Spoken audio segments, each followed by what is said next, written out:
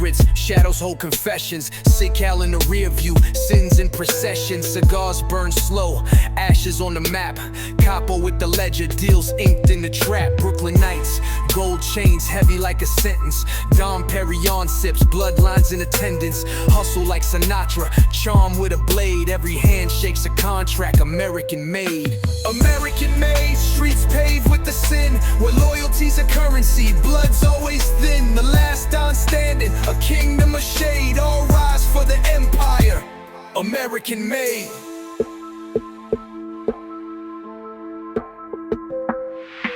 Hey, what's up, guys? Thanks for checking out American Made. Today, I'm excited to welcome my guest to the channel. He's a former captain in the Bonanno family and was privy to the inner workings of that crew at the highest levels. These days, he's an entrepreneur, an author, and making a big impact on YouTube with his channel, Mafia Roundtable. My guest is Dominick Cicale. Dominick, what's up, man? Nothing. Thank you for having me, Jesse. It's a pleasure to finally meet you. I heard a lot about you and appreciate having me on. Yes, sir. I'm glad to have you here. I've watched a lot of your videos, and I've been looking forward to speaking with you about your story. To start with, can we talk about, your childhood, your background? Could you talk about that a little bit? Sure. My childhood, I grew up in the Pelham Bay section of the Bronx, New York. Middle-class family. My father was incarcerated when I was about 2 years old, so he was away for about 11 years. No, I think it was 9 years. So basically, I grew up without a father. Then when he came home, he married somebody while he was away, divorced from my mother. And so I was basically raised by my grandparents until I was maybe about 9 years old. They moved to Florida, so it was just my mother and myself. And I was just always in Catholic school. Where we grew up, it's called Hazel Towers. So there's a lot of kids. I was basically one of the youngest. I have a group of maybe 40 total. And, I grew up in a good neighborhood where everybody was, into sports. Nobody was into drugs at that time in that area. It was basically isolated. It was about communities. Everybody knew everybody. The mothers knew us. So it was a tight-knit community. But as I started getting older, I wanted things. So I started shoe shining, selling chocolate bars, getting my little hustle on, as you would say, but legitimate, working. Wintertime, I would shovel snow to make money. So, I always did something to put money in my pocket. But, I had pretty good growing up. Wish I could go back to those times. Yeah. Now, you mentioned your father being away. Was he at all connected to the life, to the mafia? He at that time, no. Well, yeah, he was around people, but no, he wasn't entrenched in the mafia, if that's what you're asking. He was a drug dealer. He went away for selling heroin. Later on in life, when he came home, as I started getting older, he was never there for me. I felt he didn't love me, he didn't care for me. So it was always negative. Yeah. So that's where I gravitated even more towards the streets. That's where I got the acceptance from men, where, I couldn't do right by my father's eyes, but these guys, don't worry, you do whatever you want. So, of course, a young kid looking for a father figure, that's where he's going to wind up. And that's what happened to me. All right. Gotcha. Now, I've heard you say before that eventually you started dealing drugs. How old were you then, and how did you get introduced to that? Good question. I was about 17 years old. I think it was a freshman in high school. My childhood friend, Michael Sullivan, we grew up from kindergarten. I happened to see him one day. I played basketball all the time. So I'm in the back of my building playing ball, shooting around. Here comes a Trans Am. At the time, they just changed the new style with the Trans Ams. Comes in, music blasting, T-tops are off. And I look, I'm like, what are you doing? So he had a wad of money on him. So, of course, he put me on. Long and short of it all, he put me on. We started selling together. But as we're selling, we're partying. Wasn't anything big. that went through the summer. We had a great time. Then after that, I went back to school, didn't go. And then I started going into the streets. And then later on, I saw him maybe about 6, 7 months later. It's like, Dom, I'm going to start up a big business with this, with cocaine. I'm like, nah, it's not for me. Then I saw him 3 months after that driving around in a new Porsche. I mean, he came up big time. And then, of course, he put me on with him. We were partners, and we did very well with each other. That's how I got involved. I was lured in seeing the money, the jewelry, and the cars. Now, a lot of people know you for your involvement with the Bonanno family, but originally you were connected to the Genovese family. When did you meet these guys and become affiliated with them? I was about 16, 17 at that time, 18. I wasn't too heavy into the drug dealing at that point. It was maybe about, I'd say, going towards 19 years old. That's when I started getting heavy, and I had distanced myself from them. But that's where it was my father's friend, Big Ernie, and he had an auto glass place. He would fix windshields and everything. He was there every day. And I started working out with him. He had the weights there. He had the heavy bag, and he was just a workout type of guy. Big guy, good with his hands, serious, you could tell. And what really made me gravitate to him, one day my father came in, so I was working for Ernie. At night, I was working for my cousin on the garbage truck. And then in the morning, I would go right to the auto glass place. So one day my father came in and yelling. He's like, Ernie and I were working out. He said, when my friends see you, they're going to F you up. I said, well, they could try. If, I'm going to shoot them. That's what I said. And my father ripped into me. So Ernie turned around and said, listen, you better tell all of them. Anybody touches this kid, they're going to deal with me. And right there, I was like, I saw my father backed up real quick. He said, yeah, but there's no buts. Anybody touches this kid, you tell them they're going to deal with me. And then from that moment on, I loved it. I loved it. I could do whatever I want. Mm. So at one point, you end up moving to Florida. What led to your decision to move down there? I saw the handwriting on the wall. I was too wild, hanging out, partying, and just, reckless. Like, I was fearless, shooting at people, pistol whipping. I was too violent. So I said, you know what? Let me go to Florida, turn my life around, and try to better myself, which I was doing until two of my boys came down.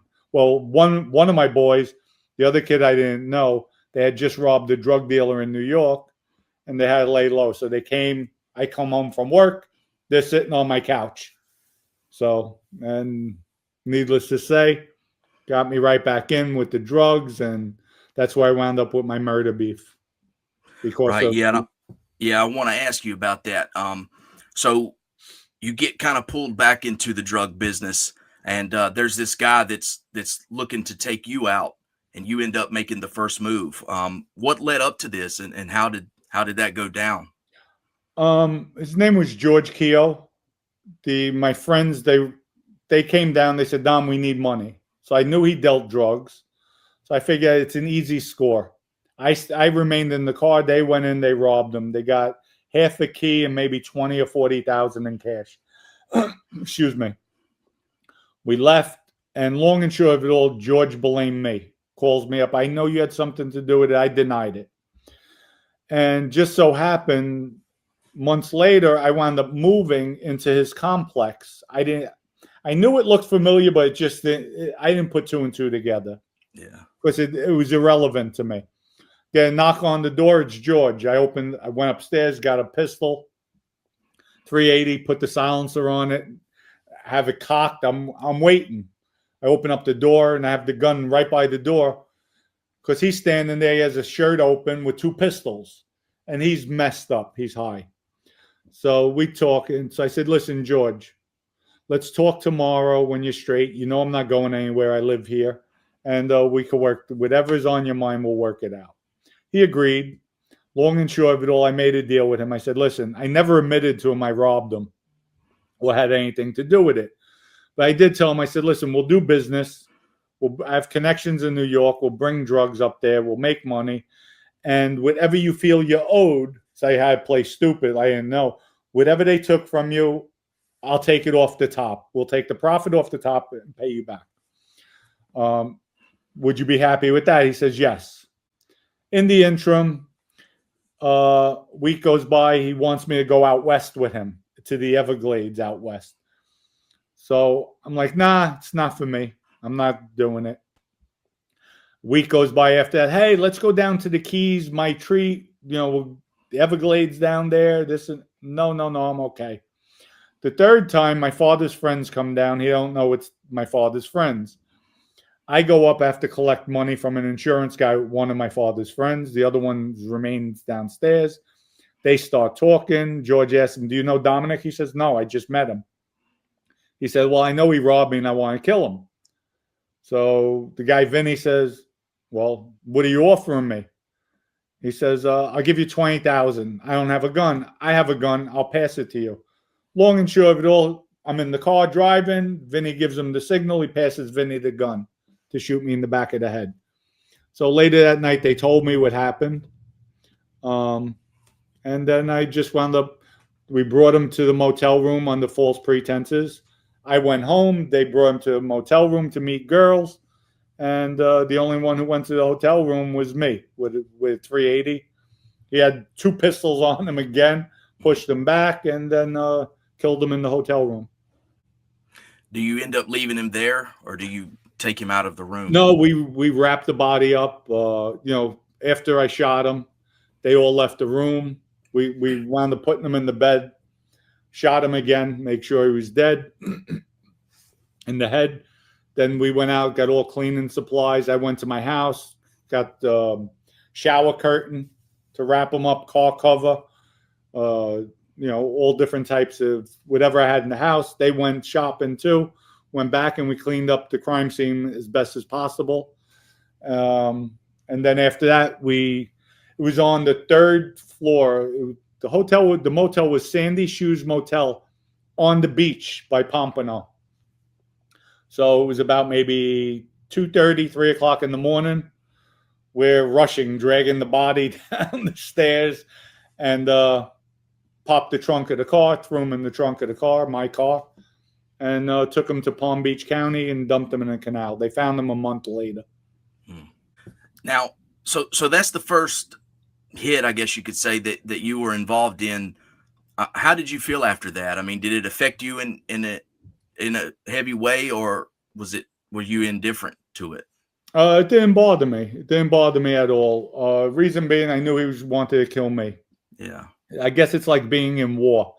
The only remorse that I have, and I mentioned this quite a few times looking back, the remorse or regret are for the family members, the people that suffered, his father, sister, brother, aunts, uncles, grandparents, mother. Right. That's where I have the remorse. But I look at it, all my victims were from the street. They would have put a bullet in my head. This guy, for instance, tried 3 times to kill me. Yeah. So it was more like, all right, you want to play, we'll play. So it didn't bother me at all. One thing I'll remember, when my father's friends went back up to New York, obviously they told my father what happened. And my father called me, said, go to a payphone, went to a payphone. He said, listen, don't let it go to your head. I said, what are you talking about? I said, I didn't do anything. I don't know what you're talking about. And I just left it at that. But he didn't want me to get killed crazy, because some people, they see how easy it is and they think they're King Kong. But that was never me. That wasn't my mentality or attitude. I tried helping people and saving people's lives, but I have taken lives, but it's part of the life. If that makes sense. Yeah. Now, like you said, you eventually go to prison. Is it for this murder? Yes, I copped out. I was looking at first-degree murder. First accessory to first-degree murder. As I'm getting bailed out, they charged me with first-degree murder. I got bail on that. Remember, I had no record prior. And back then in 1987, it was much different. They hit me with first-degree murder, made bail, got out. Come to find out, my father's friend ratted on me. And I got word from police detective in New York and they told me specifically what happened. I went back in the room and I shot him. Nobody knew that. So I knew he was rat. And I told my father. My father said, no, no, no. But come to find out, shortly thereafter, they offered me a plea to manslaughter. At sentencing, he gave my lawyer a letter. And I'm reading the letter. He says, I got you this plea deal, not your lawyer. And come to find out, he told the state it was self-defense. George pulled out a gun. I pulled out a gun. I beat him to the punch. As he turned his head, I hit him. I shot him. So, which was a lie. But now I know why they gave me 7 years for the manslaughter charge. So, and then I was out in 17 months because of the state, they were giving out all the good time. Gotcha. Now, I've heard you say before that during prison, you end up meeting Chicky Ciancaglini and some other Philly guys. How was your relationship with them? Good. That was when I came home from state prison. I was only out 4 months. DEA set me up with a bogus case, took that to trial, 2-hour trial, one witness. The agent said he assumed I knew what he was talking about. They found me guilty of conspiracy, 10 years. And when DEA arrested me, they said, just work with us, cooperate. We won't even charge you. And I'm like, I'm not a rat. That's not me. Got 10 years for that. They shipped me up to Lewisburg. That's where I met Chicky, Joe Ganji. They were good guys. I like Chicky. You know what? Chicky and I had words. I was wild, young. He did something to me. Nothing bad. We used to break chops all the time. So we're in the hobby shop, and I think it was Joe Ganji was leaving. So his spot was right near Chicky's. So I told the cop, Kurt, I want the spot. So Chicky told Kurt, the cop, listen, don't put Dominick over here. He breaks my chops. I kid. This is my quiet time. He didn't mean anything by it. He should have just came up to me and told me. He's an underboss at that time, or a former underboss. And who am I? So long and short of it all, when I heard that, because Kurt told me, I said, why are you throwing me in the back? I want this spot where all the Italians are. He said, well, Chicky doesn't want you there because you break his chops. So I went to Chicky. I said, is that true? And Chicky said, I figures an effing cop would rat me out.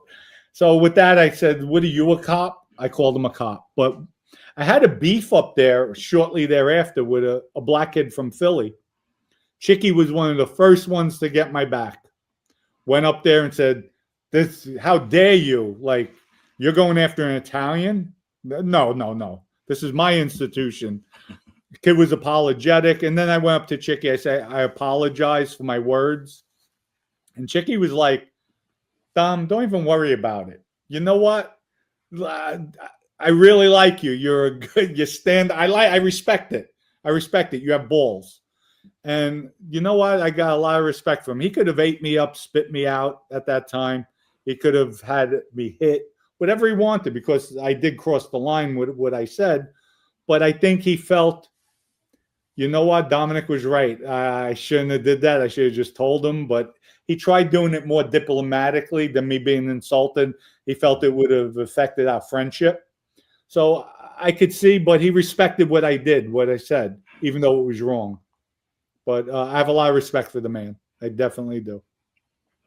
Right. Now, years later, after you're released, when you're on the street, did you ever have any relationship with any of these Philly guys, years later? Actually, yes. When I was released in '99, I was released to Jersey, Rosenhain, New Jersey. The only halfway house at that time was in Philly, the Kintuck in Center City. So I was up there with Joe Mecca. There was a bunch of Italians up there. I had a good time with them. I enjoyed them. I think there was a club, the 8th floor or 7th floor, 8th floor. They would get me in. I mean, I had a really good time with them. Nothing illegal we did, but a really good group of guys. Gotcha. Now, so you said you received 10 years. Did you serve all 10 years? I served almost 9 years out of the 10, close to 9. Gotcha. Now, After your release, did you have any thoughts about changing the direction of your life at that time? No. I actually, excuse me. When I came home, my uncle Peter got me in the Union, Tile, Marble, and Terrazzo in Jersey. So for the 6 months I was in the halfway house, I was working in Galloway Township. We had a big school to do. And coming out, I mean, I was making, I think our total book was about 70 something dollars an hour. My take home pay was maybe 37. So it's like great money for, just coming out. Yeah. But immediately I reached out to Bruno, Anthony, and Delicato after I finished the halfway house. And as soon as I finished the halfway house, I got permission from my PO to go see my mother in New York. And I went to go see Bruno and Vinny that night. Yeah, I want to get into that. You become very close with Vinny Gorgeous Basciano, who later becomes the acting boss of the family. How did you meet him and then develop such a close relationship with him? Well, when I reached out to Bruno's from Queens, Howard Beach. So he felt, and Bruno was partners with Vinny. And I remember when we were in Allenwood, Pennsylvania, the group was Arnold Schwarzenegger, Alphonse Siska, the two Gambino guys, Bruno, myself. We were all close. So Bruno was asking them, like, damn, who could I see when I go home? Because Bruno always had in the back of his mind Joe Messina was going to kill him. And he said, Funzi said, go see Vinny. Vinny's a big earner, a big heroin dealer. So I guess that's what Bruno did when he came home. Same family. Obviously, Joe Messina, at that point, he was so settled in as the boss of the Bonannos. He felt, let me give Bruno a pass. So many years passed. Whatever discussions they had. But that's how Bruno and Vinny got hooked up. So Bruno felt, since I'm from the Bronx, Vinny would be the best fit for me because that's where I'd be living if I go back to New York, would be the Bronx. So he introduced us that night, the night I went to Manhattan. Now, like I said, you're close with Vinny Basciano and the Bonanno family, but you're not officially made in the family yet. The two of you end up carrying out a hit together. How did this get put together, and how did you carry it out?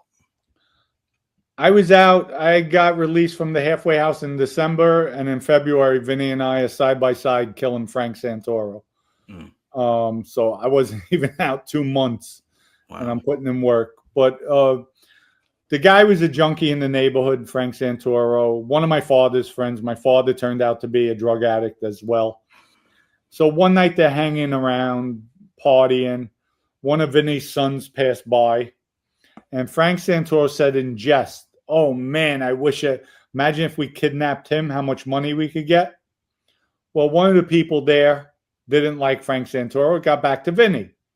They figured Vinny would just wind up beating him up, baseball batting him or whatever. Vinny wasn't having it. So Vinny put together the hit team. He told me, he said, I would be a driver. I said, no. I'm going to be a shooter.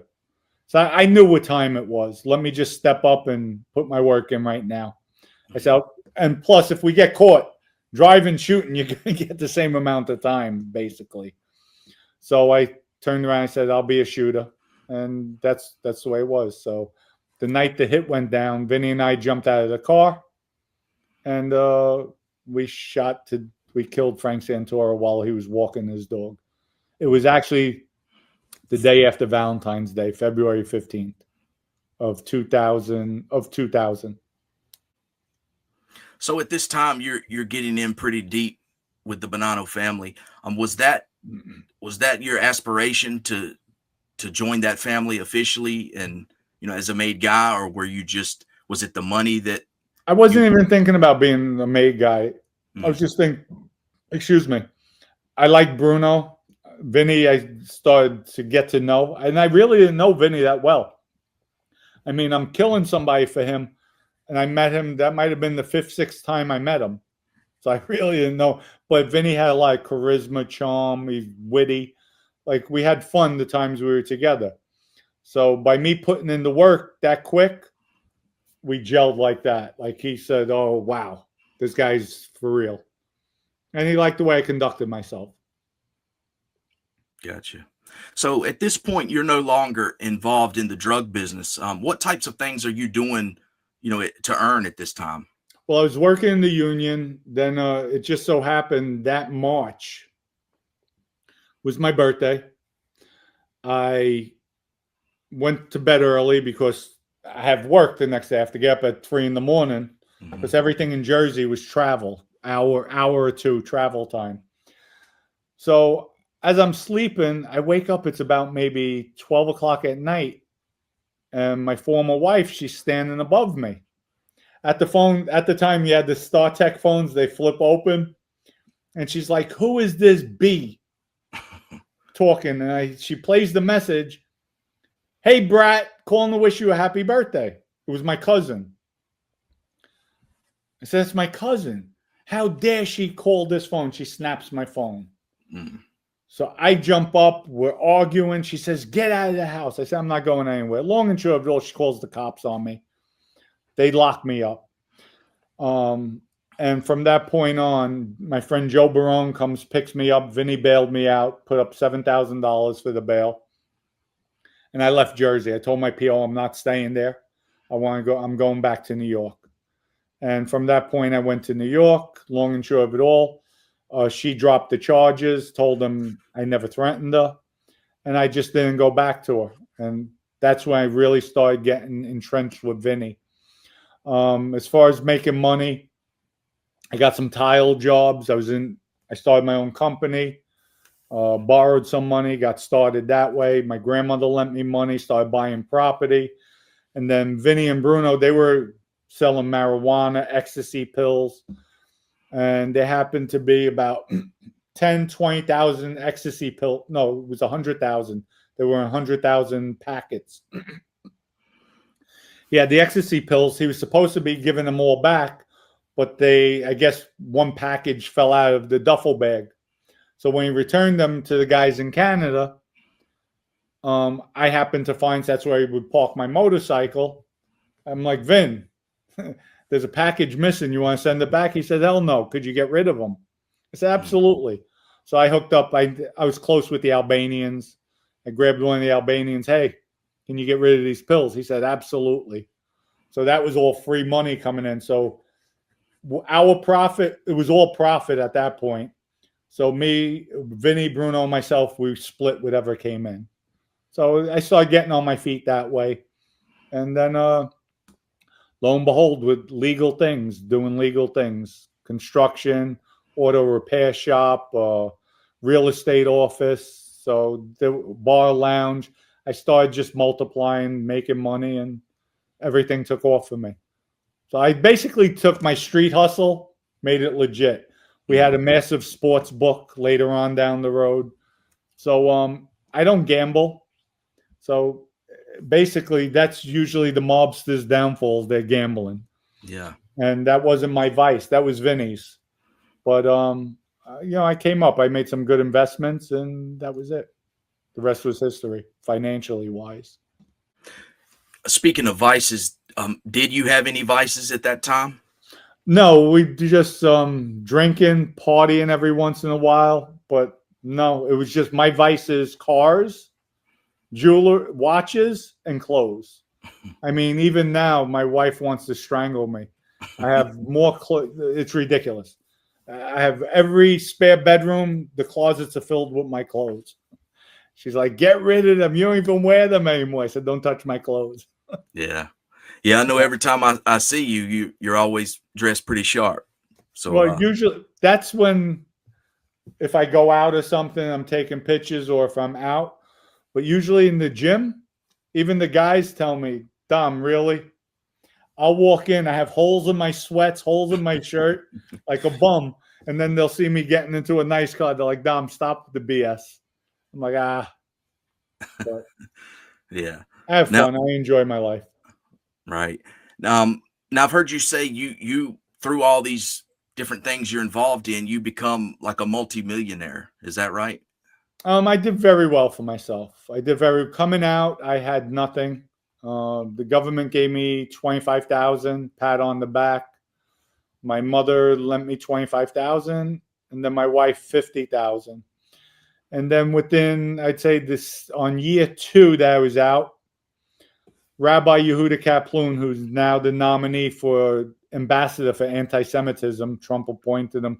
He should be confirmed in another 2 or 3 weeks. Calls me up, and I knew him from the past. I was always respectful to everybody. And he helped me when my transition, when I cooperated. He was always by me. He believes in everybody.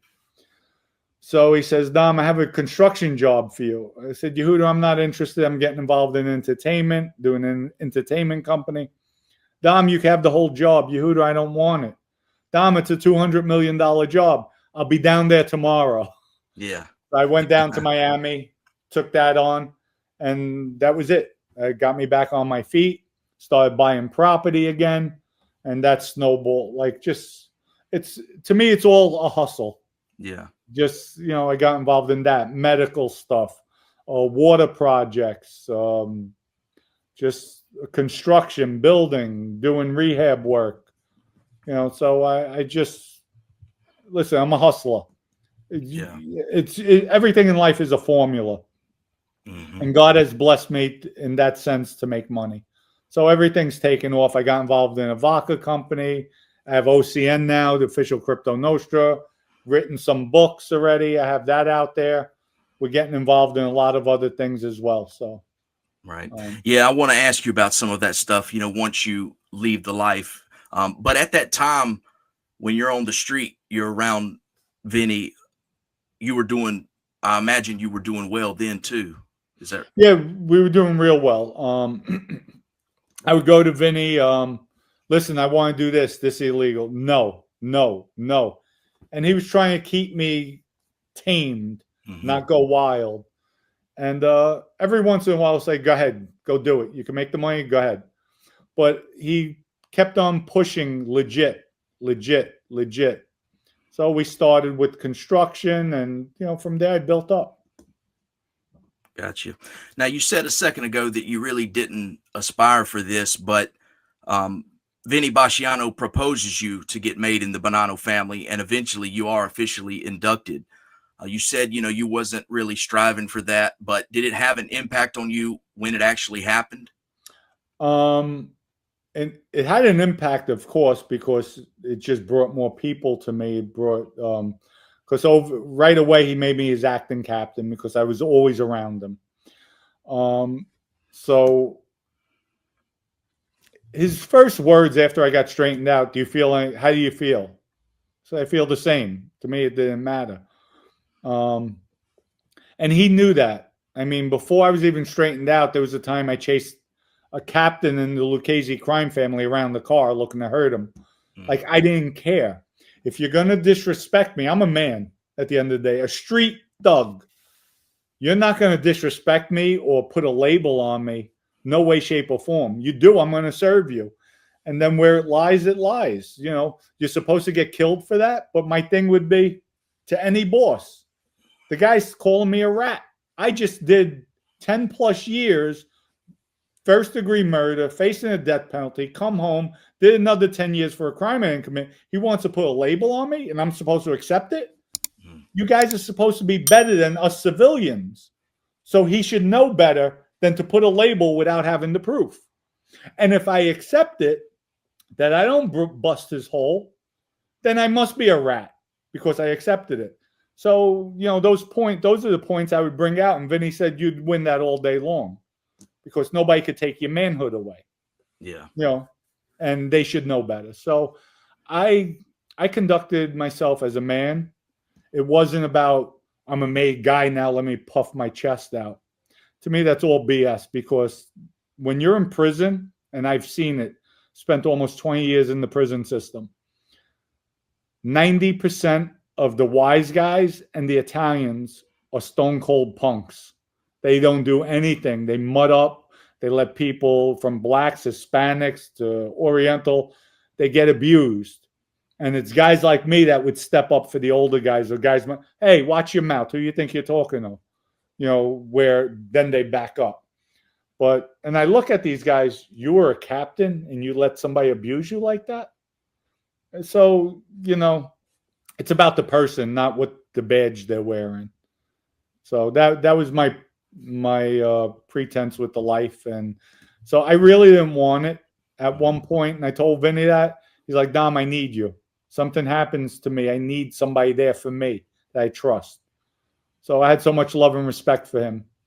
And I even told him, he says, just remember your loyalty is always with Joe Massino. I said, no, Vinny, my loyalty is with you. You're my friend. You're my brother.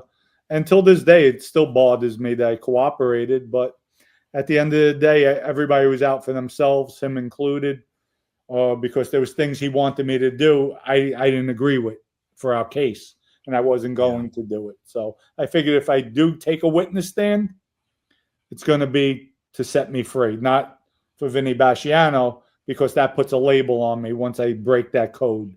Mm-hmm. Even though I'm not telling on anybody, I'm still on a witness stand, and you're not supposed to do that. Gotcha. Now, you just mentioned Joe Massino. When you were made, he was not there. I think he was incarcerated at the time. But even after he was released, you never met Joe Massino. Is that right? No, I never met Joe. We seen each other, but we never formally met. How about his brother-in-law, Sal Vitale? No, I never met Sal either. I actually had the contract to kill Sal from Joe. Wow. Vinny told me, Dom, you're going to be doing a piece of work in 2 weeks. Get ready. Joe thinks Sal's going to flip. And a week after that, Vinny came to me. He said, Dom, that's off the table. Joe feels he can't do that to his wife. His wife will know it came from him, and she won't be able to live with him. Mm. So he said he'll live whatever consequences comes out of it. Yeah. Now, Joe Massino, he's been called the last Don, and he took a lot of precautions to insulate himself. Is that why you never met him? He just wasn't meeting anybody. I took insult to that, and I told Vinny, because I looked at the guys he had around him. Granted, they were all made guys, but from Anthony Almond to Alfred to Louis Restivo, they were all older. Like, to me, they were soft. They were, you know what? In the Mafia, it's easy to kill somebody. It's not hard when you're walking your best friend and you put one in the back. Like, you're pulling the trigger. Show me when you're by yourself, when you're out in the street, when you get into an altercation. These guys didn't have that quality. I could tell. To me, they're soft. And Joe isolated them with guys like that. And it clearly shows. His whole administration flipped on him. Sal Vitale, Richie Cantarelli, Frankie Coppa, Frankie Lino, Big Lou. These are guys he was close with. His whole administration folded on him because they were all, in my book, they were all soft. Mm. And, he killed all the tough guys, all the guys that were like, from Caesar to George from Canada to the three Capos. I mean, he killed all the tough guys, all the men in the family, because, Joe was smart. He was a master puppet master. Definitely. He played the Mafia. He played the government. He orchestrated the whole hit on Greg Andres. It wasn't Vinny's hit. That was Joe Massino sent in like a coded message to Vinny. So Vinny's right away, Dom, we're going to have to kill this prosecutor. Joe sent him word out. Okay. Come to find out, Joe set it up. Joe knew. Joe played the whole theme because Joe knew if he's found guilty, he has nothing to give the government. Mm-hmm. Sal gave up everything. So what could I create now? So he created that with the prosecutor. So his first words were, well, there's a hit on the prosecutor's life. You don't want me to cooperate? I'm not going to tell. So, of course, they're going to listen. Yeah. Knowing Vinny's history, they listened. But it wasn't Vinny. That was Joe. Joe set him up. Joe was a master. So Joe Massino must have been thinking about this, beforehand, about his exit plan, as far as flipping and how to get out of jail free card. He knew if he beats the case, he comes out smelling like a rose. If he doesn't beat the case, he has a life sentence or a death penalty. He'll never come home. So this was his escape plan. Yeah. At the end of the day. So that's why I said he was a master. You know what? As you well know, Donnie Brasco infiltrated the Bonannos. Got the Bonannos kicked off of the commission. Joe Massino took us out of the basement and brought us up to prominence, where in 2000, the Genovese crime family said, no, the Bonannos are the elite. They never had a rat. Our first made member who ratted was in 2002. So Joe brought us up to that pinnacle, and then Joe put us back down below the Donnie Brasco by wearing a boss wearing a wire. Yeah. Now, like you said a minute ago, you become an acting captain right after you're made, but officially you're made an official captain of Vinny's crew. Was this because he was elevated to a higher position? Yes. Vinny got elevated to acting boss. So what Vinny did, he sent word to Joe, is it okay I bumped Dominick up to a captain to take over my crew? Joe said yes. And Vinny told all the other captains, he says, I didn't bump Dominick up, Joe Massino did, because he didn't want to show the favoritism. And that's when Vinny made Michael Knowles his acting underboss. Vinny felt, you know what? And Vinny told everybody, if Joe Massino makes the changes, so be it. He's our boss. We follow his lead. But Joe didn't make any changes and left Michael as the acting underboss. And Vinny wanted him there, not because he was qualified, but because Vinny felt Michael knows me, how I act, how I conduct myself. And I'd rather have somebody who knows the way I am to protect me more so than bringing somebody else in that I don't know. And it keeps the power in the Bronx. Right. Now, I want to ask you about a Bonanno family associate that you're involved in taking out, Randy Pozzolo. What led to the decision to take him out? Randy kept on messing up. Randy was doing work for us. He started out excellent construction work. Then all of a sudden, Randy was working for Robert Van Zandt, who was Vinny's money guy and Vinny's partner. And Robert told Vinny, this guy's robbing me. I'm double paying. Look at the bills, the invoices. So Vinny started getting upset with Randy. Randy started doing some bonehead moves where Vinny was going to kill him. I talked Vinny out of it. And Vinny told me, tell this guy to stay away from me. If he sees me, don't even come near me. Stay very close to you. And that's what I told Randy. Don't go by Vinny anymore. Stay close to me. With that, Randy went and took an insurance policy out sometime thereafter. He knew. And then what broke the straw to the camel's back, Paul Spina, who was around Joe Camerano Jr., calls Randy one night. He met him at Napa Sonoma, I think it's in Queens, a restaurant. And he made it seem like there was an emergency. So Randy rushed there with a gun. So Randy busts in the place. He's like, what's going on, Paul? So Paul said, nothing. I just want to have a drink with you. So Randy told him, he says, why'd you tell me there was an urgency? You made me bring a gun. God forbid I got pulled over. I rushed over here. So he gave Paul, he said, give me the gun, took the gun, wrapped it, put it in the thing. Now, when it got back to Vinny, Joe Camerano said, hey, you know, Randy, you can't control him because Randy was around me. So he says, Vinny's like, what are you talking about? Well, he went to go meet Paul Spina, who's my acting captain. He's a friend with a gun. So they tried pushing Vinny's button. So right away, Vinny's like, Dom, kill him. Kill him. And then there was another guy, Joe Benelli. I want you to kill them both. I'll show Joe Camerano how quick we move. And lo and behold, shortly thereafter, Vinny gets locked up. And then Michael Knowles reiterated to me, make sure you do that thing with that kid. I said, I know what I got to do. And that was it. So he didn't know about Joe Benelli, so I let that go. And then I had to take Randy out, and so I did. Gotcha.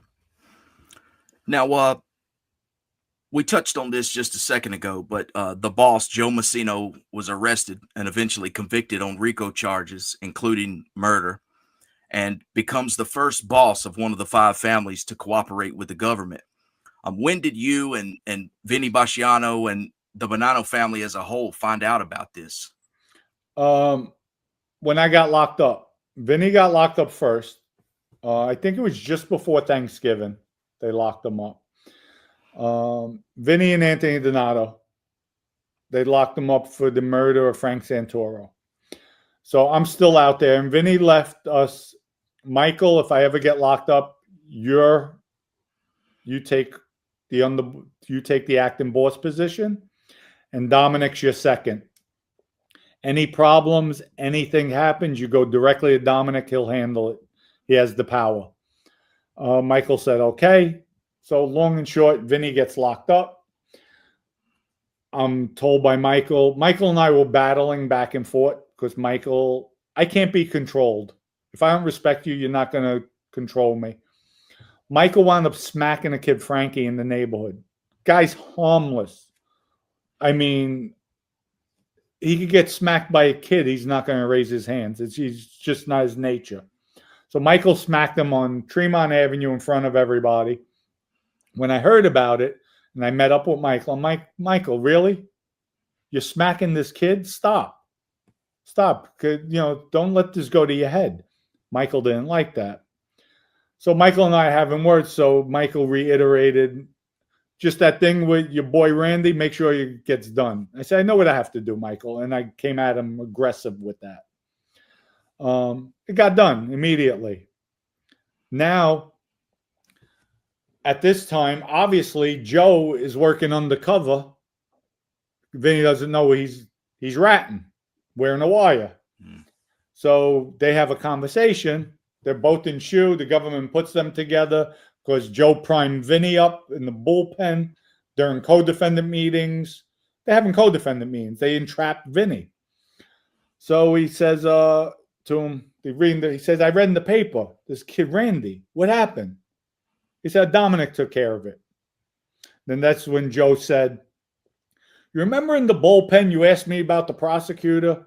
Well, what Vinny did in the bullpen, asked him, Joe, you really wanted me to take out the prosecutor? And Joe said, are you out of your mind? The way you get this, you can't take out a prosecutor.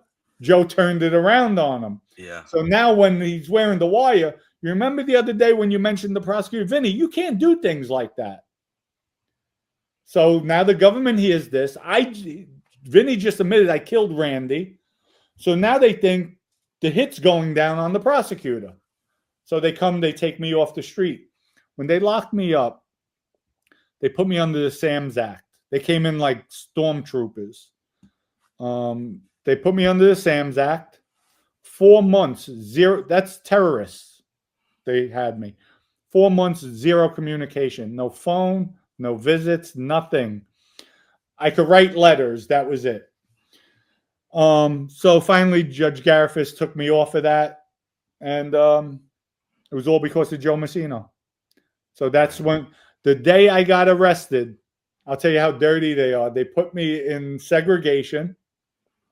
I go in the cell. Who do I see? A guy, Ronnie Petrino. Now, remember, I did a lot of time in jail. He's up there. He's like, Dom, oh my God, I'll send you over stuff. Dom, I hate to tell you. You know whose cell that was? Don't even tell him. As soon as he said that, I knew. That was Joe Messino's cell. So the day they moved him out into the witness protection program, they moved him out real quick in the WITSAC units. They moved me right into his cell. I said, oh, these feds are dirty. Dirty. They put me in his old cell. Yeah. But, that's when we knew. The day I got locked up. That's when it came out in the papers. Gotcha. Now, I thought it was interesting. Vinny Basciano, who was locked up at the time with John Gotti Junior, Vinny wanted you to essentially take the stand to testify on his behalf. It's come out that John Gotti Jr. did something similar where he sat with the feds. And it's been said that Vinny, as well as Junior, came up with this as some type of a ploy. and you ended up testifying against this later on. What did you know about that at the time? Well, for the record, what really happened was Vinny and John Jr. were together during, I guess, attorney meetings, different attorneys, but they would see each other. So their theory was we have to change with the times. So Vinny said, you know what? All the rats in our case, none of them knew me. So I did no illegal activities with any of them. Who better than myself to take a witness stand and say, yes, I'm part of the Mafia. I'm a captain in the Mafia. It's not illegal. What's illegal is committing crimes. I'm legitimate. It's not illegal. But then they would ask me, who's the boss? I would have to say, Michael. Who's this? And again, it's not illegal. But my peers are going to look at me as I'm a rat. Even though I'm not ratting on any crimes, I'm just telling my story and telling I have a construction company, I have a real estate office, I have a bar lounge, I pay my taxes, and go into that. So between John Jr. and Vinny, you have to change with the times. They already know about the Mafia. It's not a secret, so it's not going to be bad you taking the stand. So in the interim, John Jr. wanted Joey D'Angelo to do the same thing in his case. This is before Joey flipped. Wanted him to do the same thing. Nobody ever knew John went in for Queen of the Day at this point. So it had nothing to do with John doing Queen of the Day going in. Joey D'Angelo was supposed to do the same thing for John Jr. And they had me advocate to the other bosses. I was with Quiet Dom. I was with Ali Boy Persico.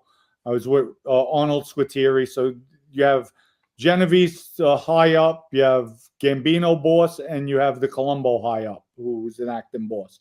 So at that time, guys, I'm here to tell you this, that. I broke it down. Quiet Dom's like, Dom, you can't do that. I said, I know. I'm not going to do it. I had Jeffrey Littman as my attorney. Jeffrey told Vinny, my client's not doing that. We're beating the case. They have nothing on my client. He's not taking a witness stand. 3 weeks later, Vinny has me fire Jeffrey. You know, I'm Mafia, so Dom, get rid of him. He's going to fuck up our plan, get rid of him. So with that, at the end of the day, I saw the handwriting on the wall. If we beat the case, I come home. Nobody's ever going to sit down with me. They're going to call me a rat behind my back. If I lose the case, wind up with 20 years, life, everybody in the prison system, they're going to look at me as a rat. I mean, they call, people will do an allocution, where they plead guilty. Yes, I'm a member of the Colombo family, in order for them to take the plea. You know how many people are labeled a rat that they get shunned for saying that? I would be dead. Like, not dead literally, but just, I'm not going to live with that stigma. So if I do it, I'm going to do it right. And that's what I wound up doing. And then later on, we found out John Jr. went in for Queen for a Day, which, if your viewers don't know, Queen for a Day is when the government can't use anything against you. You could give them scenarios of what happened, breakdown, and they could either tell you no, they'll accept you, or yes. And I think, my opinion, John went in, he wanted his charges dropped. They said no.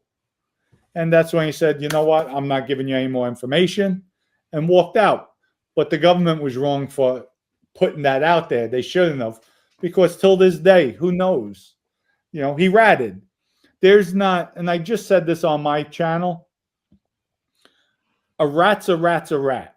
You can't tell me, well, I told on this much, and I didn't testify on anybody, and you testified like Mikey Scars, you testified on 70 people, you're still rats. In the Mafia life, if I'm caught just saying something to law enforcement, and I go to Vinny, but nobody got arrested, I'm getting killed regardless. That's part of the life.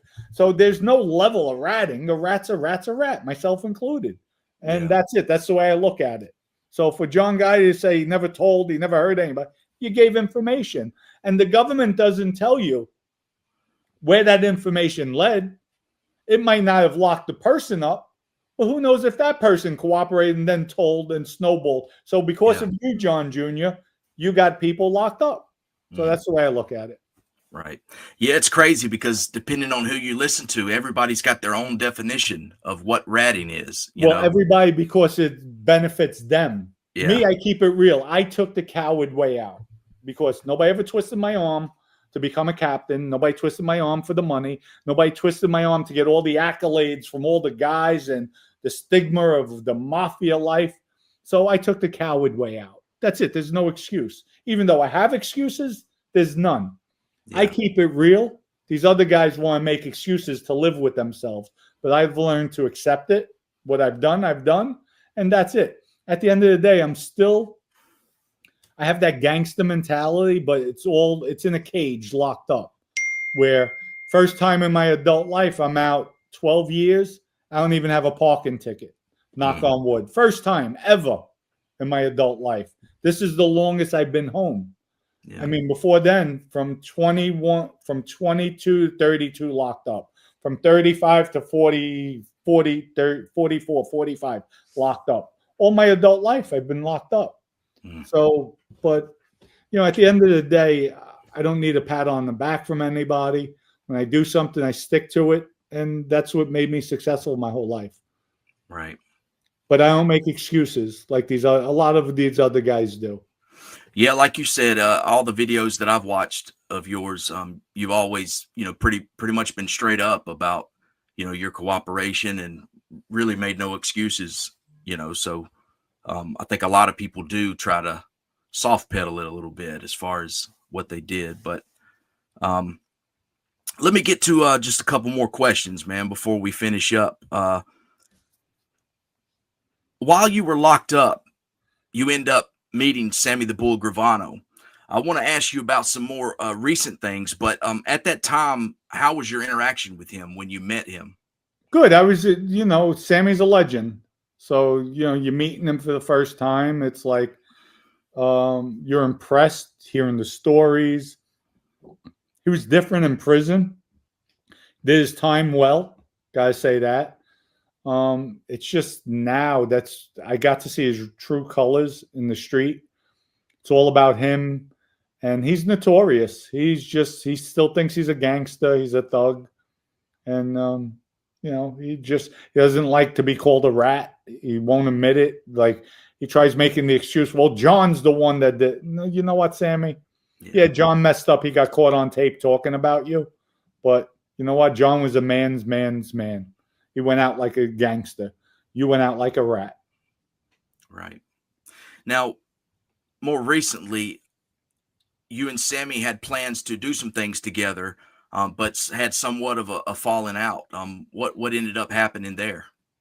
When I first came out with my YouTube channel, I reached out to him. He said, "No, I'll help you. Come down here."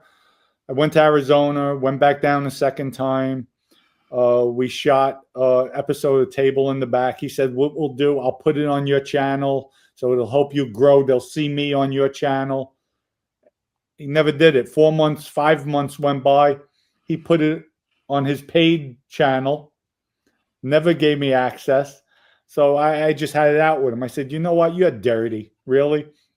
And then at the time I was talking to Mikey Scars. Mikey said, "Dom, the guy killed his brother-in-law for money. He killed his best friend for money. You don't think he's going to be loyal to you? Come on, smarten up." That's what Mikey told me. I said, "You know what? You're right. You're right." So it was all about Sammy. And then that's when I just blew him up that, he's living in a warehouse, no shower, showers in the gym. And then the recent stuff that came out about him, he's foul. He's a foul person. Yeah. He's a disgrace, really. And as far as your channel goes, I think you've been doing pretty good as far as I can tell. I don't think you need to have him on there anyway. So yeah, no, it took me 2.5 years, but we're getting there. We're getting there. Yeah. But I enjoy it. You know what? I enjoy my family on there, my group. They're tight. It's just it's a growing experience. It's learning. It's building. It's having people believe in you. Even when I came out with official Crypto Nostra, the cryptocurrency, I have Jeff Nadeau. It's a shit coin. It's a rug pull. It's this. It's that. Jeff, you realize how much money I've put into this? Now we're doing OCN travel. I have about 20 people coming down to Orlando for Thanksgiving. Jeff, would I be throwing $6,000 to $10,000 to have people come down if this is a rug pull? We just donated $10,000 to anti-Semitism from the tax OCN. Would I be throwing money out, Jeff? Like, people are just so hateful. Like, instead of, and you know what? Even Sammy, when he came, we don't talk, but if he came out with a wine, I would never knock it. Joey Molino, for instance. I tell people, go to his steakhouse, his steak shop. I'm sure it's excellent. Knowing him as anal as he is, I'm sure it's an excellent steak. Like, I would never say, oh, and we don't talk, but I would never knock somebody's business, somebody's livelihood. And when people do that, I'm like, damn, you hate that much? Like, take the negative, make it a positive. Or, you know, I was never like that. If I have a problem with somebody, it's with them, not with what they're doing as far as business. Last thing, man, you just mentioned the crypto that you're involved in. Yeah. Before we wrap up, can you talk about some of the other projects that you've got going on? I've heard you mention a book.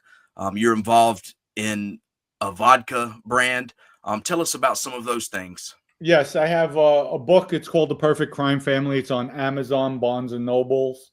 It's also, you could order the limited edition, which is on domcicale.com. As far as the vodka brand, I'm in court with them now. They tried screwing me over, the partners. That's a long story. But it's excellent. The vodka is really a good vodka, and it's sad because I put a lot of work and effort into it, but that's just people being naive. With the crypto, we're integrating, which is coming out soon, a casino. And it's called, with the casino, it makes it legal because I'm doing a coin swap. It's not dollars. So we're trading Solana for OCN. When people buy the OCN, and what we're going to do, when you go to our blackjack tables, blackjack pays 2 to 1, we pay 3 to 1. So the numbers, the daily numbers, if you do a 3-pick, usually they pay 600 to 1. We're going to pay 900 to 1. All our odds are going to be better. Our sports book, if you're betting a football game, you put down $100, you lose, you have to pay 110. It's only $105. So that's what I'm integrating with the crypto. And then we're also coming out with OCN Lending, a lending company. Hard money loans at a low rate. So we have all that integrated, and this is the future. This is going to be my legacy that I leave behind. And, you know, it's just the future.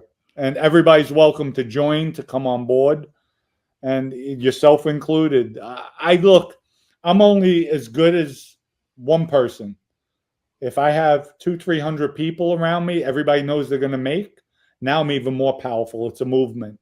That's my pretense, my thought. And I saw it work in the Mafia. So we just, I created it. This is our family, our group, and we leave no man or woman behind. So that's basically it. That's my pretenses. And then I still do my construction work on the side. Gotcha. Well, we'll definitely put all the links and stuff down in the description of the video. You've got a lot going on.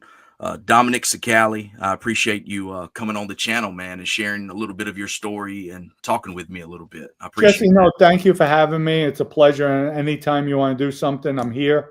If you want to integrate something, I'm always open for ideas. Listen, I like doing things with people. I like growing with people, whether it be merchandise, whether it be construction, whether it be nightclubs, restaurants, lounges. That's how you succeed in life. That's how you prosper in life. So with that said, Jesse, thank you for having me on. It's greatly appreciated. Don't worry, I kept on talking. Okay. Because it's recording, so I know you have the footage. Yeah. So, but thank you very much. It's a pleasure, and you have my contact. So anytime, just reach out, and I'll send you over my cell number too. Okay, man. That sounds good. All right, guys. Thanks for watching this video. Be sure to check out Dominick on his YouTube channel and all the other projects he has going on. Be sure to like, share, and subscribe, and keep following American Made. I appreciate it. Thank you, Jesse. I appreciate it. Have a wonderful evening. All right.